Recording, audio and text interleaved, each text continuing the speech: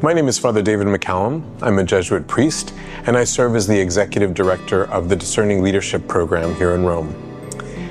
The title of this particular module is Secular Tools for Communal Discernment Processes. And you might ask yourselves, why secular tools? We as spiritual people have all the resources we need, don't we, in order to do communal discernment. In fact, it comes out of the Ignatian tradition. It's a tradition that's not exclusive to the Jesuits, but is very much a part of the history of the Church. However, it's also true that many organizations outside of the ecclesial contexts also do decision-making in a collaborative way that often has to involve the tensions between a kind of executive or hierarchical authority and broad-based participation. And so there's much that we have to learn, in fact, from secular organizations and secular processes.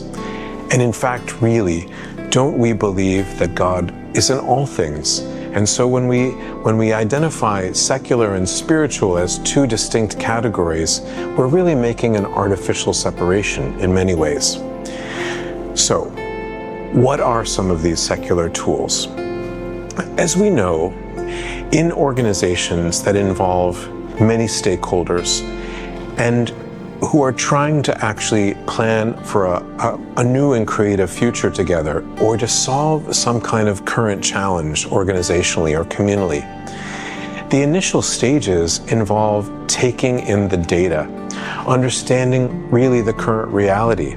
Who's involved? What are the resources? What are the tensions in play?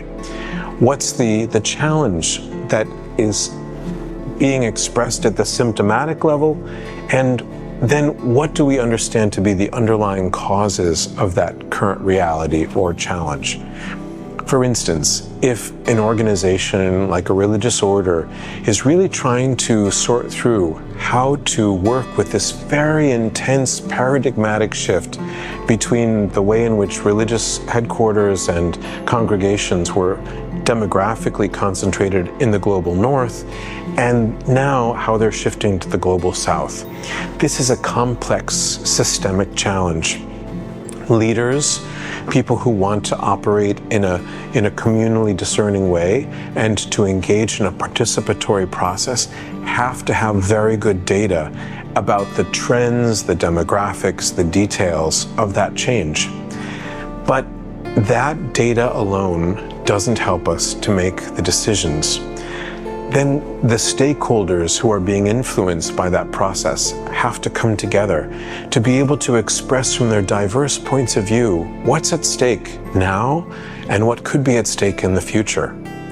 They have to have a space to be able to share that information, to share their stories, and in fact, for the stakeholders to form relationships that move from a bunch of individuals to a community of people who are beginning to think and feel together as a discerning body.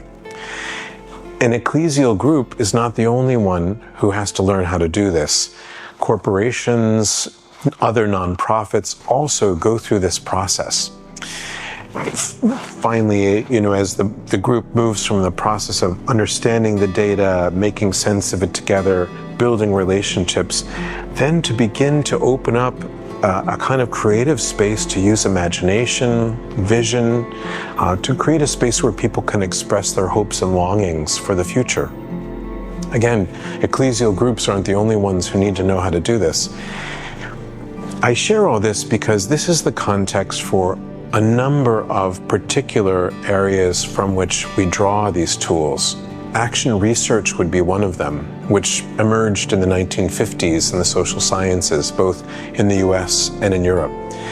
And action research is essentially a reflective way of engaging reality and leading change. It doesn't involve spirituality per se, but there's many techniques and tools we can take from the action sciences that support this kind of work. And many of them are tools to enhance the quality of participation, to allow for instance, power dynamics, which are often in play in these particular kinds of discernments, to be set aside in order to create a space where everyone can express themselves freely, without fear or without coercion.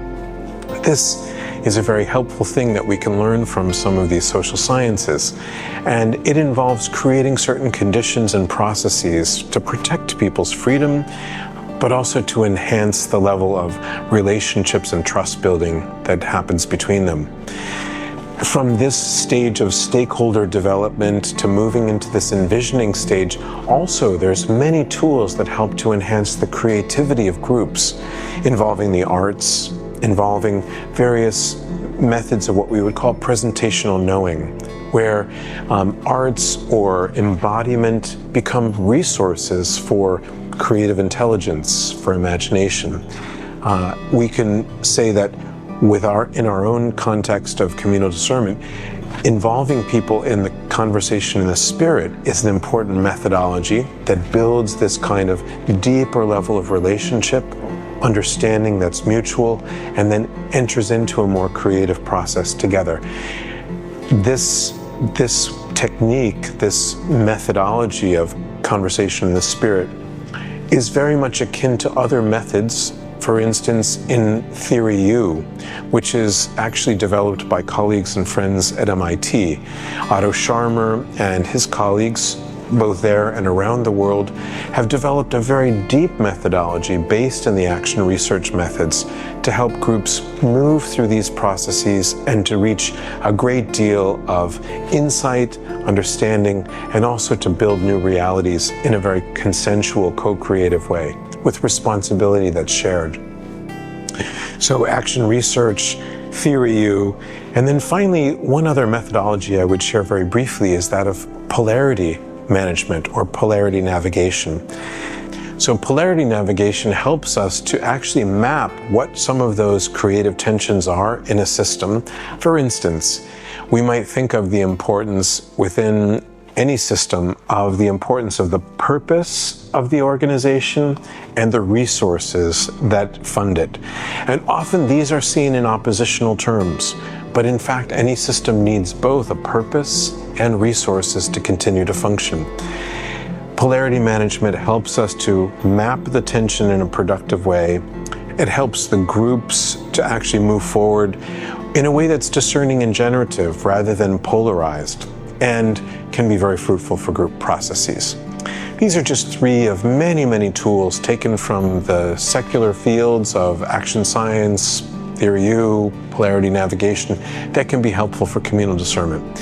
And I hope that if you have curiosity about them, you might explore a little bit further how they can be a resource for you. Thank you very much.